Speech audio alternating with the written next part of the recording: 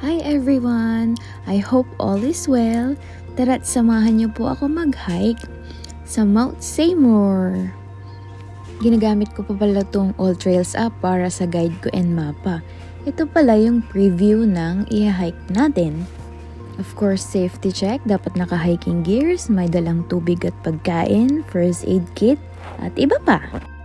Alright, first step natin, Bracton Point or First Peak. Tara na, simulan na natin! Busy ang hiking area na to during supper season, pero mas okay na yun para marami tayong kasama, di ba? Di na tayo masyado nakapag-video mula sa entrance paakyat. Nagpo-focus kasi tayo mag-hike para iwas injury. Syempre, safety first. Nandito na tayo agad sa First Peak. Enjoy the view!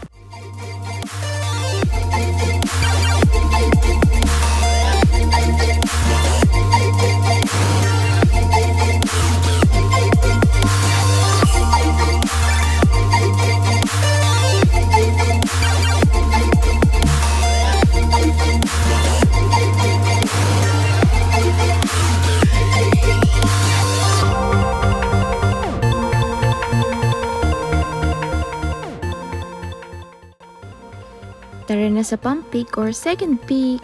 Akyatin natin yung bundok na yan.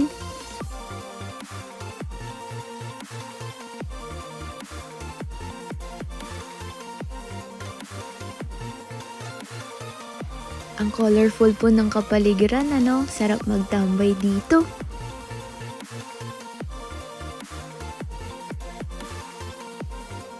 Hi JD, miss ka na namin.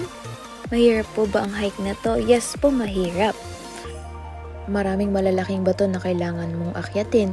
Tapos masikip po yung daanan. Tapos may mga makakasalubong kapag kailangan mong mag-give way. Quick stop muna tayo para mag-picture. Tatawid tayo sa mga malalaking bato na to. Ayan na nga, medyo pagod na tayo dyan. Pero kinakaya natin dahil gusto natin matapos yung buong hike. Accomplishment yan. Yay! Malapit na tayo sa Second Peak!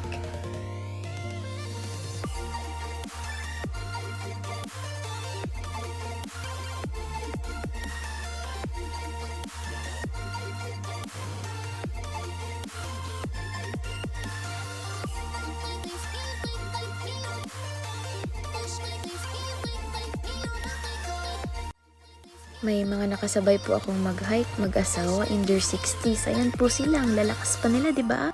How beautiful! Kita mo ang buong Vancouver. Oops, quick pause muna tayo. Ready na sa third peak. Yun, napaka-challenging dito. Sobrang taas, puro bato. Ayan, rock climbing pa nga. Ito, pagka pababa, Diyos ko Lord.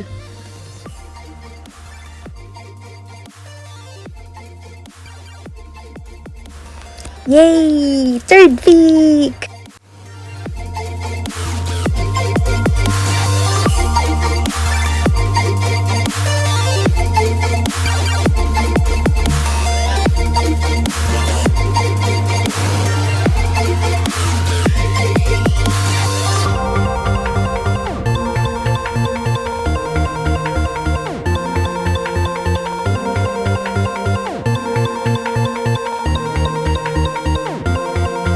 Ang buhay parang pag-hike po ano, paakyat pababa, maraming struggle sa dadaanan mo papunta, pero at the end, sobrang worth it kasi na-achieve mo yung goal mo.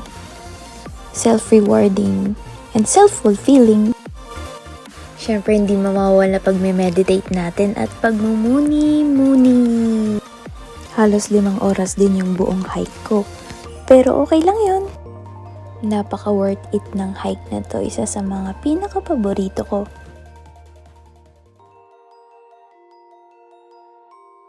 Salamat sa magsama sa akin. More adventures. This is Jessie.